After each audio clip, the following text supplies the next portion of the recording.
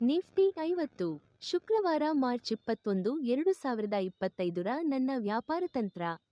ಖರೀದಿ ದೀರ್ಘ ತಂತ್ರ. 23,200ಕ್ಕಿಂತ ಹೆಚ್ಚು ಖರೀದಿಸಿ. ಮೊದಲ ಗುರಿ 23,300, ಎರಡನೇ ಗುರಿ 23,460. ನಷ್ಟವನ್ನು ನಿಲ್ಲಿಸಿ 23,150. ಮಾರಾಟ ಸಣ್ಣ ತಂತ್ರ.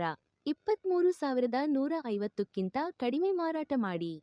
ಮೊದಲನೇ ಗುರಿ 23,050, ಎರಡನೇ ಗುರಿ 22,950, ಮೂರನೇ ಗುರಿ 22,876. ನಷ್ಟವನ್ನು ನಿಲ್ಲಿಸಿ 23,200. ಹಕ್ಕು ನಿರಾಕರಣೆ. ಮೇಲಿನ ಮಾಹಿತಿಯು ಖರೀದಿ ಅಥವಾ ಮಾರಾಟದ ಶಿಫಾರಸು ಅಲ್ಲ. ಷೇರು ಮಾರುಕಟ್ಟೆಯಲ್ಲಿ ಯಾವುದೇ ಸ್ಥಾನವನ್ನು ತೆಗೆದುಕೊಳ್ಳುವ ಮೊದಲು ದಯವಿಟ್ಟು ನಿಮ್ಮ ಹಣಕಾಸು ಸಲಹೆಗಾರರ ಸಲಹೆಯನ್ನು ಪಡೆಯಿರಿ. ಧನ್ಯವಾದಗಳು.